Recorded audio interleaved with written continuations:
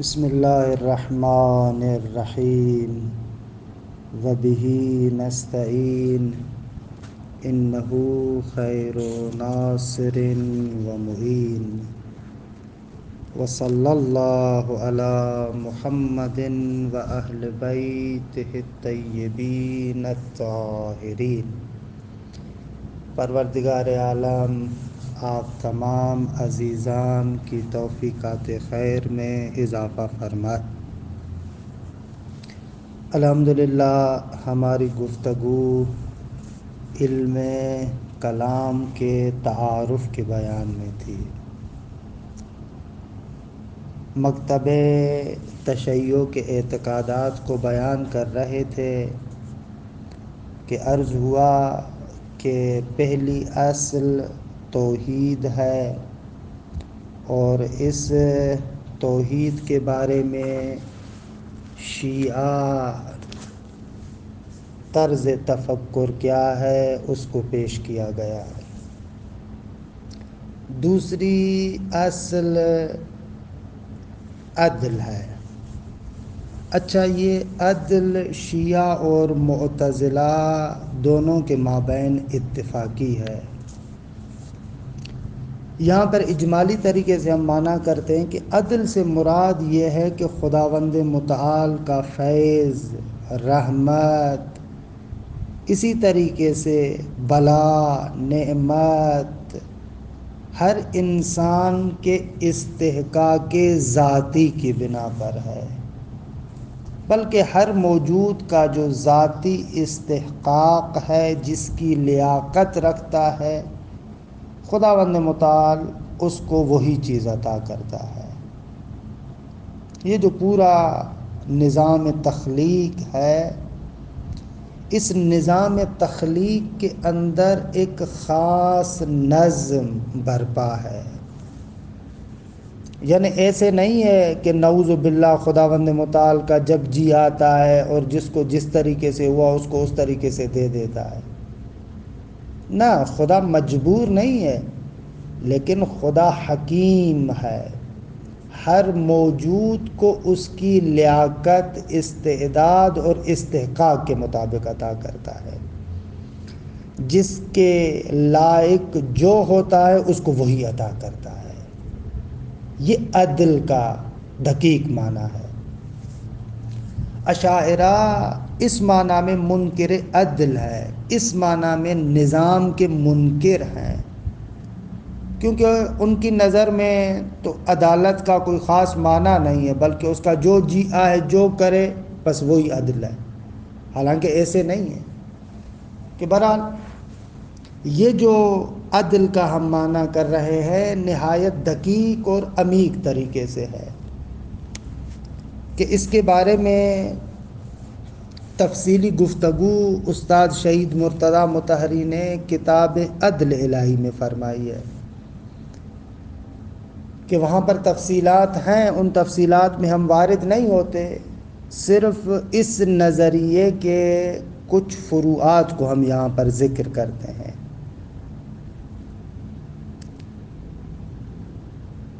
معتزلی طرز تفکر سے بھی جدا ہے، اور شیعہ اشعری طرز تفکر سے بھی یہ عدل کا معنی دقیق اور عمیق جدا ہے۔ اچھا، آتے ہیں عدل کے فروعات کی طرف۔ پہلا مسئلہ اختیار اور آزادی ہے۔ عرض ہوا کہ اشعری طرز تفکر اصلاً اس کا منکر ہے۔ معتزلی قائل ہے، لیکن معتزلی اختیار اور آزادی کو تفویض کی حد تک لے کر جاتا ہے۔ معتزلی کہتا ہے کہ سب کچھ خداوند متعال نے انسان کے حوالے کر دیا، اب خدا کی مشیت، ارادہ تکوینی انسان کے ان افعال کے اندر کوئی تأثیر نہیں رکھتا۔ معتزلی اسی طریقے سے چلا گیا، تفویض، سپرد کر دیا، حوالے کر دیا۔ جبکہ شیعہ نظریے کے مطابق نہ اشعری کا نظریہ درست ہے کہ آئیں اور کہیں کہ انسان اصلاً ہیچ، اس کا کوئی عمل دخل نہیں ہے، اور نہ ہی معتزلی کی نظر کہ انسان سب کچھ ہے۔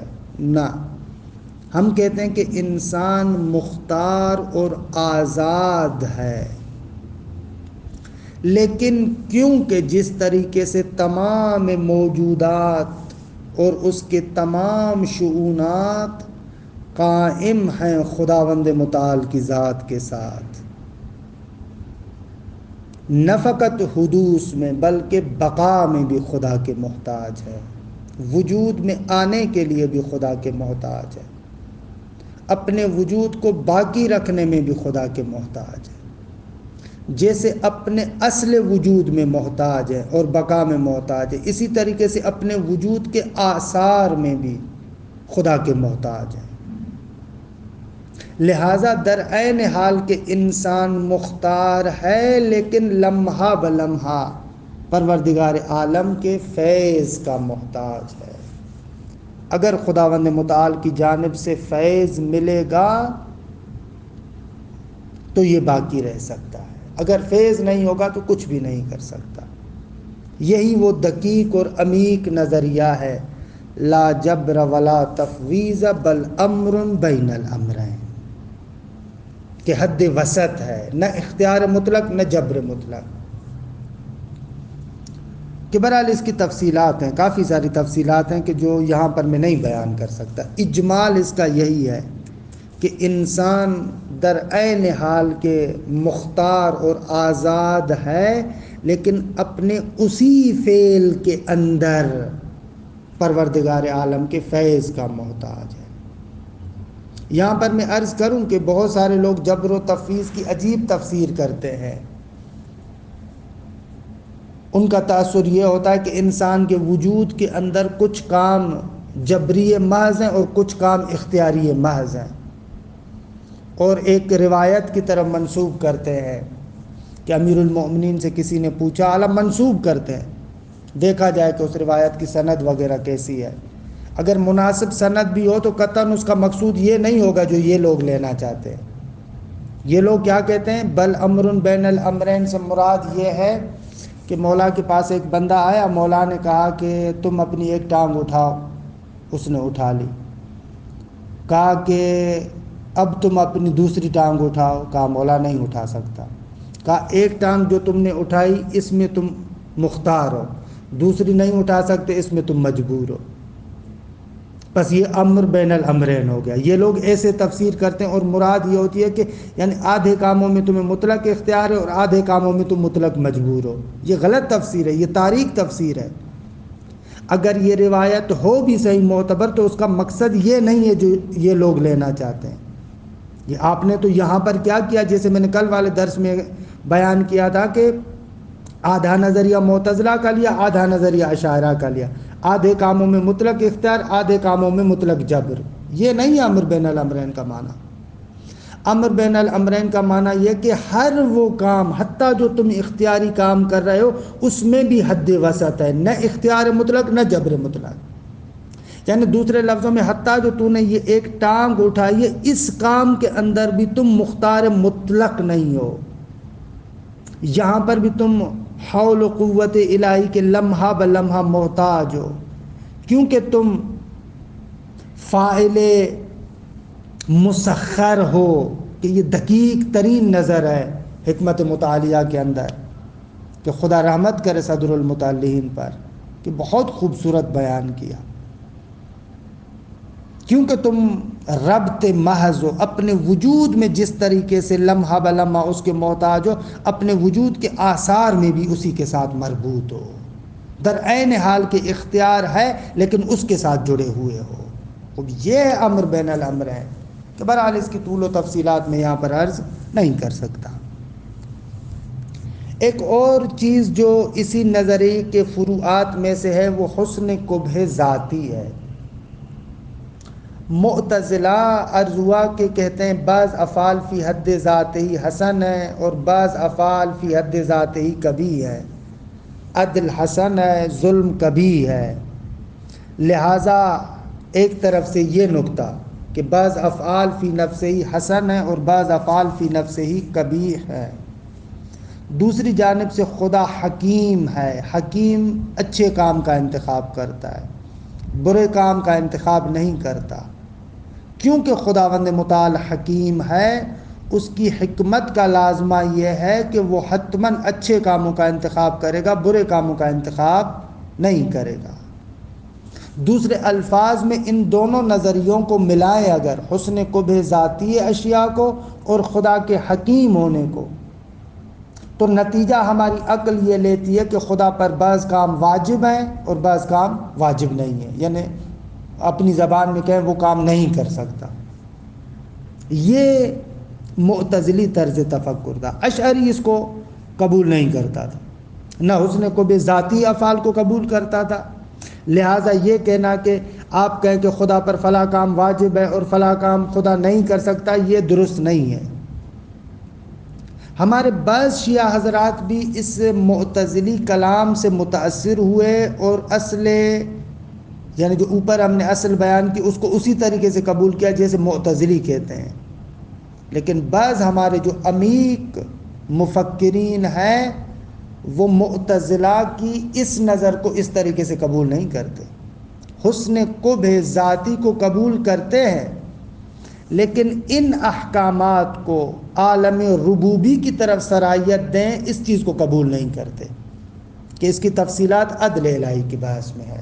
استاد مطہری نے وہاں پر اس کو بیان کیا۔ ایک اور اس عدل الہی کے فروعات میں سے لطف اور انتخاب اصلاح ہے۔ اشاعرہ کے مابین، اشاعرہ اور معتزلہ کے مابین ایک اختلافی موضوع ہے کہ آیا خدا پر لطف واجب ہے یا واجب نہیں ہے، اصلاح کام واجب ہے یا واجب نہیں ہے۔ معتزلہ اصل لطف کو تکلیف اور ذمہ داری کے عنوان سے سمجھتے ہیں کہ خدا کی تکلیف ہے، گویا ذمہ داری ہے کہ لطف کرے، اصلاح کا انتخاب کرے۔ اشاعرہ اس کے منکر ہیں۔ البتہ اس میں شک نہیں ہے کہ یہ قاعدہ لطف اسی اصل عدل اور حسن قبح ذاتی افعال کے فروعات میں سے ہے۔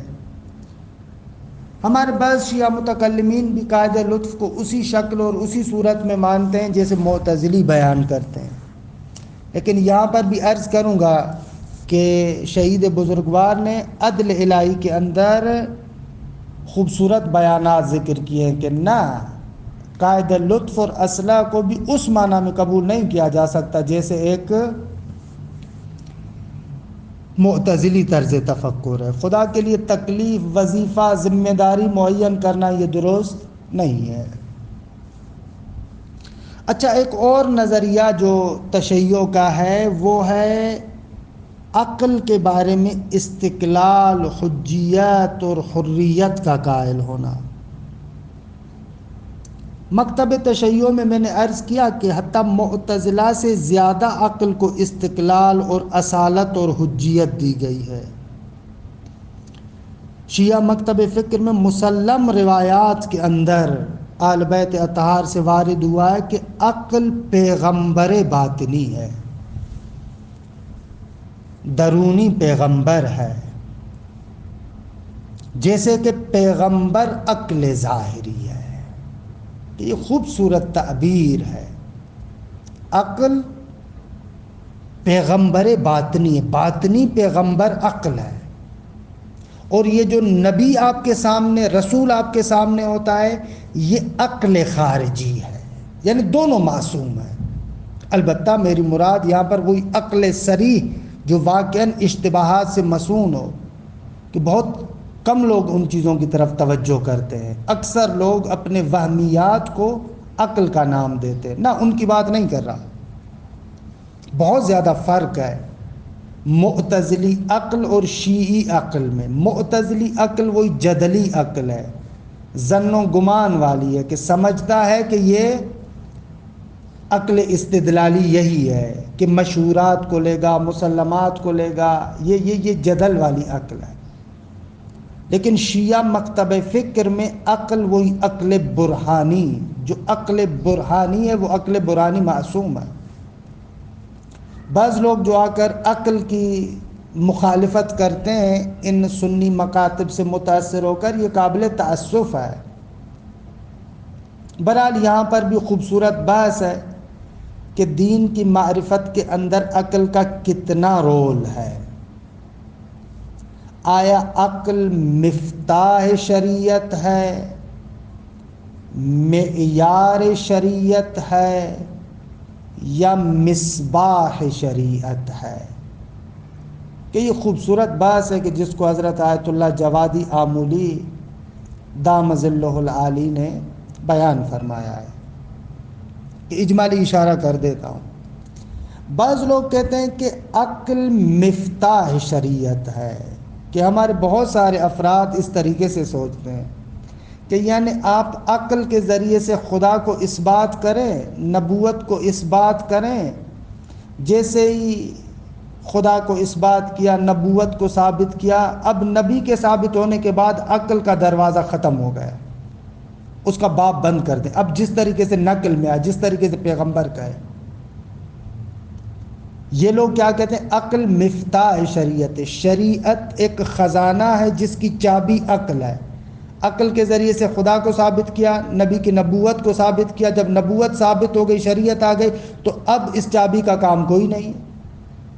اب جو نبی کہے گا اسی پر آپ نے عمل کرنا ہے، نقلیات پر اب صرف آپ نے عمل کرنا ہے۔ آپ دیکھتے ہیں نا، اگر آپ کسی خزانے کو کھولنا چاہتے ہیں اور آپ کے پاس ایک چابی ہوتی ہے، جیسے ہی آپ خزانے کا دروازہ کھولتے ہیں، اب جیسے ہی آپ اندر داخل ہو جائیں گے نا، خزانے میں آ جائیں گے نا، تو اب چابی کی کوئی ضرورت نہیں، اب آپ خزانے کے اندر داخل ہو گئے۔ ایک طرز تفکر عقل کے بارے میں یہ ہے کہ عقل مفتاح شریعت ہے۔ شریعت وہ خزانہ ہے کہ جس کی چابی عقل ہے، عقل کے ذریعے سے اس خزانے کو کھولنے کے بعد اب عقل کو دور پھینک دو۔ بعض لوگ ایسے تصور کرتے ہیں۔ بعض لوگ ان کے مقابل میں ہیں، وہ لوگ کہتے ہیں کہ عقل معیار شریعت ہے، یعنی شریعت کے اندر جتنے بھی احکامات آتے ہیں ان تمام احکامات کو آپ عقل کے ذریعے سے پرکھیں، اگر عقل اس کو قبول کرتی ہے تو مانو، وگرنہ رد کر دو۔ یہ لوگ کہتے ہیں معیار شریعت ہے۔ لیکن نہ وہ پہلی نظر درست ہے کہ عقل مفتاح شریعت ہے، نہ یہ دوسری نظر درست ہے کہ عقل معیار شریعت ہے، بلکہ عقل مصباح شریعت ہے، وہ نور ہے، وہ چراغ ہے، کہ جس نور اور چراغ کے سائے میں آپ شریعت کے احکامات سے استفادہ کرتے ہیں۔ یہ دقیق نظر ہے کہ بعض چیزیں ایسی ہیں شریعت کی جن کو تعبدی جو چیزیں جن کو عقل ہماری نہیں سمجھتی، لیکن وہاں پر بھی عقل کی روشنی ہوگی تو شریعت کے ان اسرار اور رموز کو سمجھ سکتے ہیں آپ۔ کہ بہرحال یہ تفصیلی گفتگو ہے جو حضرت آیت اللہ جوادی آمول انتظار بشر از دین میں خوبصورت طریقے سے بیان کیے، جس کے اجمال کی طرف میں نے یہاں پر اشارہ کیا۔ ایک اور عدل الہی کے ذیلی مسائل میں سے وہ یہ ہے کہ فعل حق، کہ اس کی پہلے میں وضاحت کر چکا ہوں، خدا کے افعال میں غرض و غایت ہے یا نہیں ہے، تفصیلی گفتگو میں پہلے کر چکا ہوں، لہذا یہاں پر وہ گفتگو تکرار نہیں کرتا، دہراتا نہیں۔ وہاں پر عرض کیا کہ اشاعرہ منکر ہیں، کہتے افعال اللہ لا یعلل بالاغراض، جبکہ معتزلی کہتا ہے کہ نہ، خدا کے افعال کی غایت ہے۔ شیعہ بھی یہاں پر معتزلی طرز تفکر کو اپناتا ہے، دونوں ساتھ ہیں، تائید کرتے ہیں کہ افعال الہی کی غرض و غایت ہے، لیکن فرق ہے غرض فعل اور غرض فاعل میں، کہ وضاحت میں پہلے کر چکا ہوں۔ غرض فعل اور غرض فاعل میں فرق ہے، اور اس طریقے سے اشاعرہ کو معتزلہ اور شیعہ متکلمین جواب دیتے ہیں۔ خدا کے افعال کی غرض ہے، لیکن وہ مخلوق کی طرف پلٹتی ہے، نہ کہ خدا کی طرف پلٹتی ہو۔ ایک اور شیعہ مختصات میں سے کہ قطعاً یہاں پر اس کو نہیں بیان کیا جا سکتا، وہ بدا کا نظریہ ہے۔ بدا کا معنی یعنی اطلاق قدرت حق۔ بدا یہ ہے کہ خدا کی قدرت مطلق ہے، خدا کے نعوذ باللہ ہاتھ بندھے ہوئے نہیں ہیں۔ یہ جو یہودی کہتے ہیں ید اللہ مغلولہ، اس کے مقابلے میں جو ری ایکشن ہے وہ بدا کا نظریہ ہے، کہ تفصیلات اس کی اپنے مقام پر یہاں پر میں ذکر نہیں کر سکتا۔ اس کے علاوہ باقی جو بھی بدا کا معنی شیعوں کی طرف بعض دشمن منسوب کرتے ہیں وہ بالکل جھوٹا ہے۔ روایات مکتب تشیع اس پر دال ہے۔ کافی کے اندر، اصول کافی کے اندر باب ہے، وہاں پر بیان کیا گیا کہ جو بندہ کہتا ہے کہ ندامت اور پشیمانی کی وجہ سے خدا کے لیے بدا ہوتا ہے، یہ جاہل ہے، یہ کفر کرتا ہے۔ بدا کا اگر ایک لفظ میں فنی زبان میں معنی کروں تو ظہور الشیء بعد الخفاء، یہ بدا کا غلط معنی ہے، لیکن اظہار الشیء بعد الخفاء یہ بدا کا صحیح معنی ہے۔ ظہور الشیء بعد الخفاء یعنی ایک کام کیا پھر بعد میں پتہ چلا ارے یہ اس میں تو یہ فلاں خرابی ہے لہذا اس کو یوں کرنا چاہیے، خب یہ ظہور الشیء بعد الخفاء ہے۔ کام کی خرابی کا پتہ نہیں تھا، بعد میں پتہ چلا لہذا اس میں ترمیم کی، خب یہ بدا مخلوق میں ہوتا ہے اور خدا کے لیے محال ہے۔ لیکن اظہار الشیء بعد الخفاء، لوگ ایک شے کو ایک طریقے سے سمجھتے ہیں لیکن خداوند متعال جانتا ہے، مصلحت کی بنا پر اس کو فعلاً ظاہر نہیں کرتا، بعد میں ظاہر کرتا ہے، خب یہ بدا درست ہے۔ دوسرے لفظوں میں مرحوم محقق میر داماد کا خوبصورت جملہ کہ بدا عالم تکوین میں اسی طریقے سے ہے جس طریقے سے نسخ عالم تشریع میں ہے، کہ بہرحال اس سے زیادہ بھی تفصیلات اس کی یہاں پر عرض نہیں کرتا، بعد میں جب کلام کا مفصل دورہ کہا تو وہاں پر عرض کریں گے۔ آخری ایک اور مسئلہ وہ ہے رؤیت خدا۔ معتزلی شدت سے منکر ہے کہ خدا کو نہیں دیکھا جا سکتا، بلکہ اعتقاد اور ایمان جو انسان کے فکر اور ذہن کے ساتھ مربوط ہے، خوب اس ذہن اور فکر کے اعتبار سے انسان یقین تک پہنچ سکتا ہے، اور اس یقین کی اعلیٰ کیفیت کو بعض موارد میں رؤیت کا نام بھی دیا گیا ہے۔ وَإِلَّا اس کے علاوہ خدا کو دیکھنا محال ہے۔ قرآن مجید کی صریح آیت ہے لا تدرکہ الابصار وہو یدرک الابصار، خدا کو آنکھیں نہیں درک کر پاتی، خدا آنکھوں کو درک کرتا ہے۔ وہو اللطیف الخبیر، وہ لطیف ہے، غیر قابل رؤیت ہے، آگاہ ہے۔ لیکن اشاعرہ ان کے مقابل ہے، وہ کہتے ہیں کہ نہ خدا کو آنکھوں سے دیکھ سکتے ہیں لیکن قیامت میں، دنیا میں نہیں۔ بعض آیات اور احادیث کو اپنے لیے مدعا بھی بناتے ہیں، مثلا سورہ قیامت کی آیت وجوہ یومئذ ناظرہ الی ربہا ناظرہ، کہ قیامت کے دن کچھ چہرے خرم شاداب ہوں گے اور اپنے رب کی طرف دیکھیں گے۔ یہ لوگ ان سے دیکھنے سے مراد یعنی واقعاً آنکھوں سے دیکھنا۔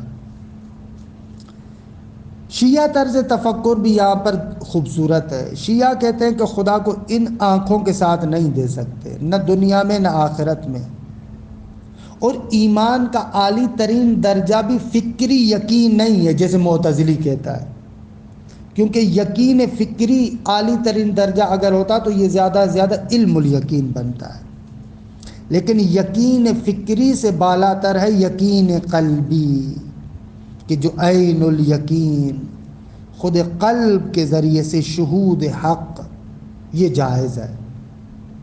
بس یہاں پر بھی نہ معتزلہ کی بات نہ اشاعرہ کی بات، ہم کہتے ہیں اگر شہود اور دیکھنے سے مراد شہود قلبی ہے تو ہم اس کو قبول کرتے ہیں، اگر شہود سے مراد شہود ان آنکھوں کے ساتھ دیکھنا ہے تو یہ غلط ہے، اس کو نہیں مانتے۔